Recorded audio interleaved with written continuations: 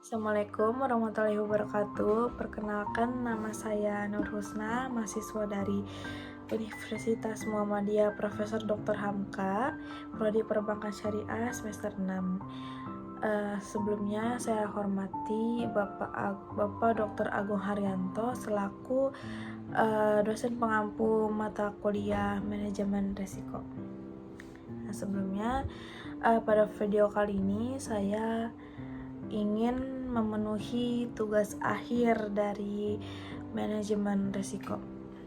Nah, untuk video kali ini saya mengambil materi yaitu Good Corporate Governance atau GCG dan Risk Management.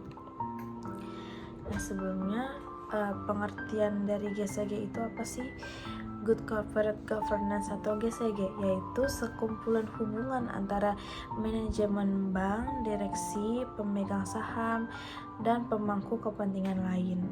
Nah, GCG ini berhubungan dengan tata cara bagaimana bisnis bank diselenggarakan, termasuk menentukan tujuan perusahaan dan profil risiko bank, menyelaraskan aktivitas dan perilaku perusahaan dengan ekspektasi manajemen yang dijalankan dengan cara yang baik dan menjalankan operasi sehari-hari dengan profil risiko yang telah ditetapkan.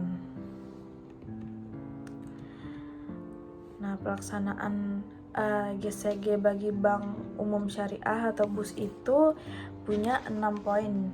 Nah, di sini pertama, pelaksanaan tugas dan tanggung jawab Dewan Komisaris dan Direksi. Yang kedua, kelengkapan dan pelaksanaan tugas komite-komite dan satuan kinerja yang menjalankan fungsi pengendalian intern BUS atau Bank Umum Syariah.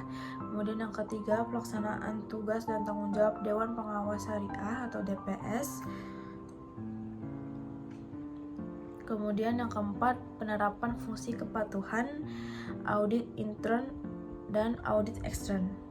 Nah, yang kelima, batas maksimum penyaluran dana. Dan yang keenam, transparansi kondisi keuangan dan non keuangan BUS.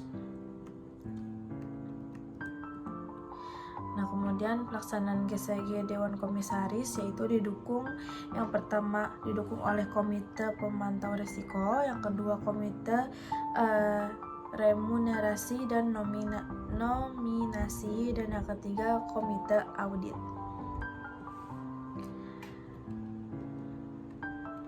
Pelaksanaan GCG direksi ini fungsinya minimal yaitu audit intern yang pertama, yang kedua manajemen risiko dan komite manajemen risiko, dan yang ketiga itu kepatuhan.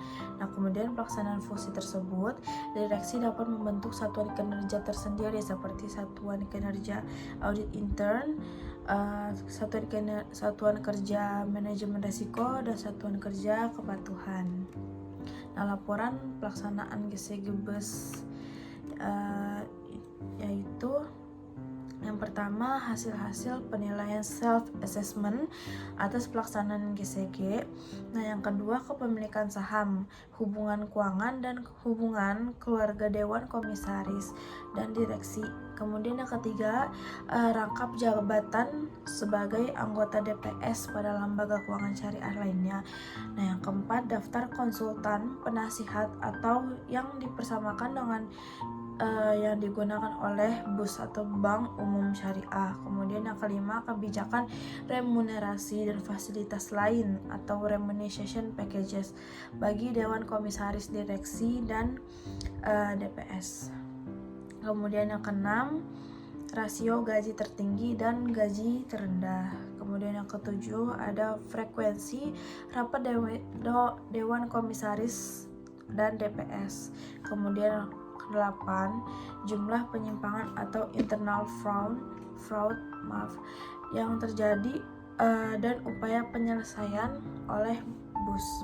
Kemudian 9, jumlah permasalahan hukum perdata maupun pidana dan upaya penyelesaian oleh BUS. Kemudian yang 10, yaitu transaksi yang mengandung benturan kepentingan. Yang 11, buyback shares atau buyback obligasi ribus atau sukuk ya kalau yang biasa disebutkan dalam syariah. Kemudian 12, penyaluran dana untuk kegiatan sosial baik jumlah maupun pihak penerima dana. Nah, disiplin pasar dan transparansi, yaitu tujuan pilar 3 Basel, membagi dan menginformasikan para pelaku pasar dan pemangku kepentingan tentang kondisi risiko bank syariah dalam rangka meningkatkan daya banding atau comparability dan transparansi melalui kerangka pengungkapan yang umum, konsisten, dan dapat diperbandingkan. Kemudian dalam rangka penerapan disiplin pasar, Basel Committee telah mengembangkan serangkaian persyaratan terkait pengungkapan bank dan yang memungkinkan para pelaku pasar itu mendapatkan informasi yang penting yang meliputi penerapan modal, exposure resiko, dan proses penilaian risiko untuk menghitung kecukupan modal bank.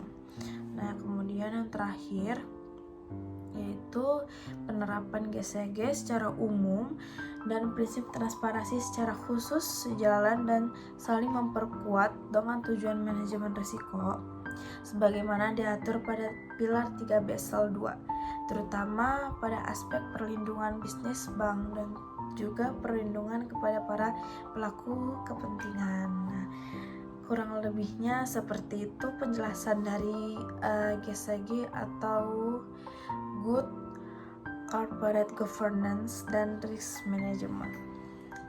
Seperti itu, kurang lebihnya mohon maaf. Saya Nur Husna. Wassalamualaikum warahmatullahi wabarakatuh.